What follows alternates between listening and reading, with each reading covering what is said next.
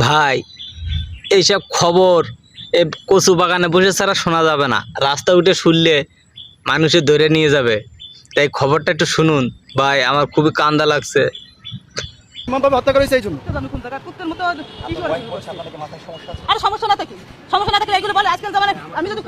আমি অত ই করি নাই, আমি প্রকাশ্যে জি আমি 2টা খতম দিছি তার জন্য, তার সপরিবারের জন্য। বঙ্গবন্ধু এবং তার পরিবার, শেখ পরিবার, যারা এই 5-15 আগস্ট যারা নিহত হয়েছে তাদের জন্য। আপনারা এগুলো সরাবেন নাকি আপনারা তাকে পাগল হয়েছে? আমাকে ঢুকতে দিল না, ঢুকতে দেয় না, আমি তো গেছি, পুলিশে বাধা দিয়েছে। আমার নাম মাওলানা ওলিউল্লাহ, পিরিজপুর থেকে আসছি। পিরিজপুর থেকে আসছি, আমি থাকি ঢাকা, আসছি কিছুদিন আগে, ঢাকা এক জায়গায় থাকি। তো আমি তাকে খুব ভালোবাসি, বঙ্গবন্ধুকে খুব ভালোবাসি। আমার তো নাইমে যেতে ইচ্ছে করতেছে, আপনি কি গাড়ি নেবেন নাকি নাইমে? আসছি এখানে তার বাড়িটা জিয়ারত করার জন্য আসছি। মাথা সমস্যা, এটা তো মাথা সমস্যা নাই, তাহলে আমাদের তো সমস্যা। আসছি জিয়ারত করার জন্য আসছি, এবং তার জন্য খতম করে দোয়া, এখানে দোয়া করার জন্য আসছি। সমস্যা আমি তো দেখছি আপনাদের সমস্যা, আপনাদের সমস্যা না, তার সাথে এরকম কোন পারেন?